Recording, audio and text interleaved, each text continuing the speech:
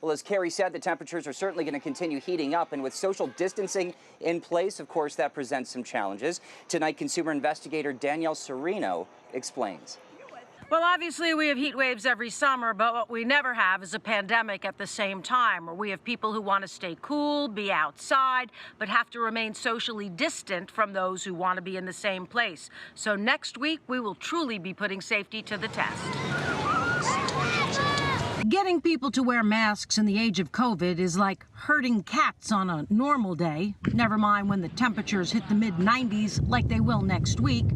And according to the National Weather Service, we're heading into a heat wave that will be hotter than any 4th of July celebrations you probably saw, with a heat index of 100. And so when it feels like 100, certainly it feels oppressive, and it's difficult, for the sweat to evaporate off your skin, so it makes it feel hot and sticky. Making matters worse, with many pools and rec centers closed or significantly limiting capacity, places to cool down are limited, and virtually all senior centers have been shuttered. As much as it's tempting to get outside and enjoy what's out there in terms of the pools and other activities outside, if you can't maintain a safe social distance, if you can't protect yourself using a facial covering and do that safely, you really do need to consider just staying at home or in your own yard if possible. Because COVID could be just as deadly as heat stroke. So for those needing to stay cool and social distance, my best advice would be to try and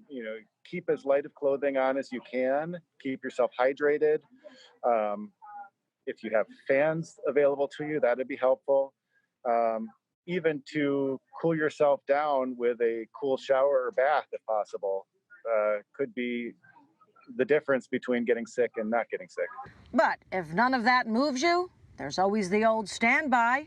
I'm going to do my best to stay inside as much as possible, but nothing like a little bit of ice cream in the shade outside in the backyard. Sounds like a good July night to me.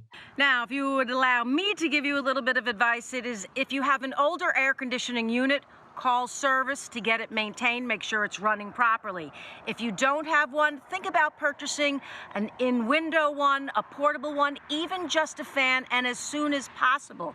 Because when that heat wave hits, as they say, you could be left out in the cold because there will be a shortage of not only service people, but of cooling units. I'm Danielle Serino, 3 News.